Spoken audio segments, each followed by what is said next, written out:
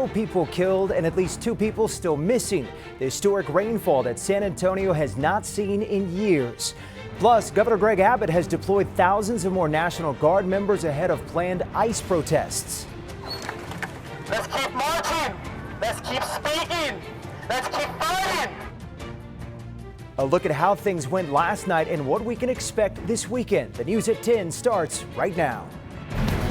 News 4 San Antonio at 10. We're here for you. And good evening, friends. I'm Jonathan Martinez. We will get to the San Antonio flooding in just a moment. But first, we do start with breaking news out of the Middle East. Israel has launched strikes on Iran's capital. The Associated Press reporting explosions have been heard across Tehran. Melissa Vega has the very latest at the live desk. Mel? Well, Israeli Prime Minister Benjamin Netanyahu saying that Israel targeted both nuclear and military sites. He also put out a video sharing more on why Israel is bombing Iran, describing the attacks as preemptive self-defense. I want to assure the civilized world, we will not let the world's most dangerous regime get the world's most dangerous weapons. And Iran plans to give those weapons, nuclear weapons, to its terrorist proxies. That would make the nightmare of nuclear terrorism all too real.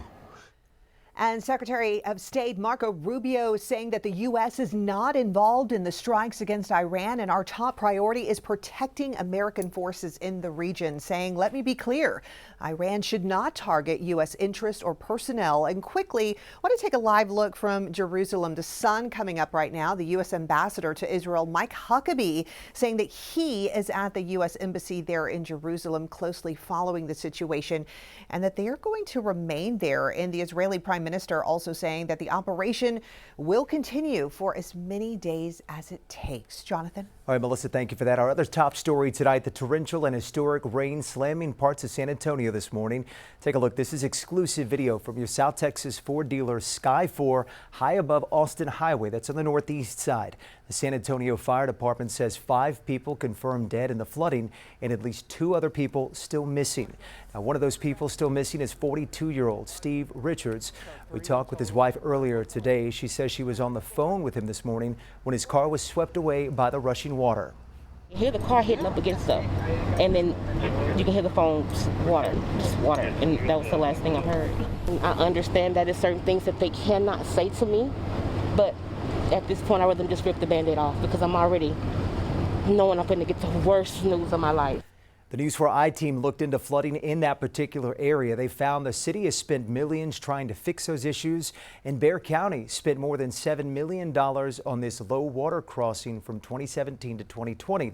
Also, part of Perrin Bidle Road was raised, and crews shaped the Bidle Creek Channel to contain more water during what they call 100-year storms. Now, that wasn't the only area where the roads were flooding, though. 2 people were rescued off of Wurzbach and Wiedner after their cars stalled out. Rescue crews having to use a raft to rescue them. And on the west side, firefighters were at the scene of an overturned vehicle in the water you see there. It happened on the access road of Highway 90 in Castroville Road earlier this evening. We don't know if anyone was inside that car or not at the time.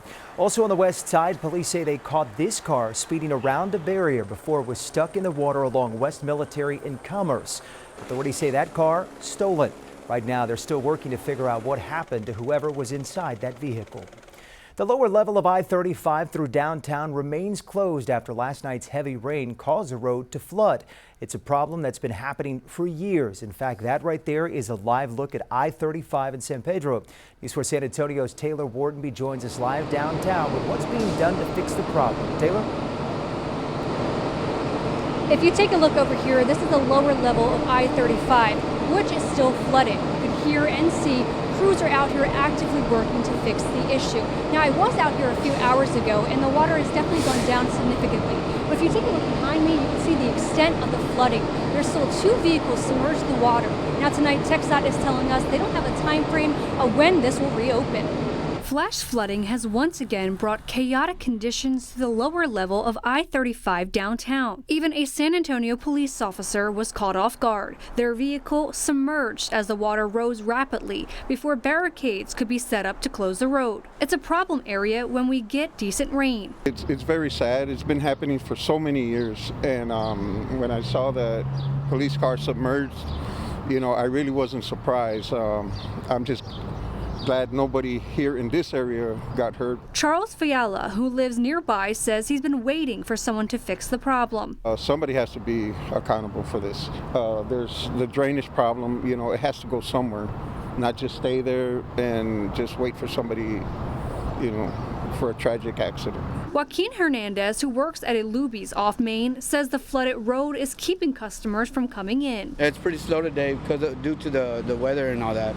And then especially with the flood, because they always exit over here. We reached out to TxDOT to find out what's being done about the lower lanes flooding. And we're told their maintenance office was monitoring the area overnight and shut it down when it began to flood, adding a contract to upgrade pump stations along this stretch of I-35 is expected early next year.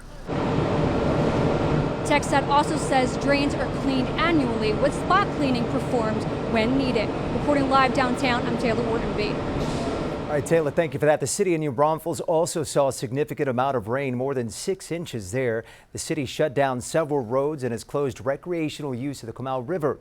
No one was hurt. The city says despite dangerously high water levels, there wasn't a lot of damage reported during the storm. CPS Energy says it could be tomorrow until all customers get electricity back.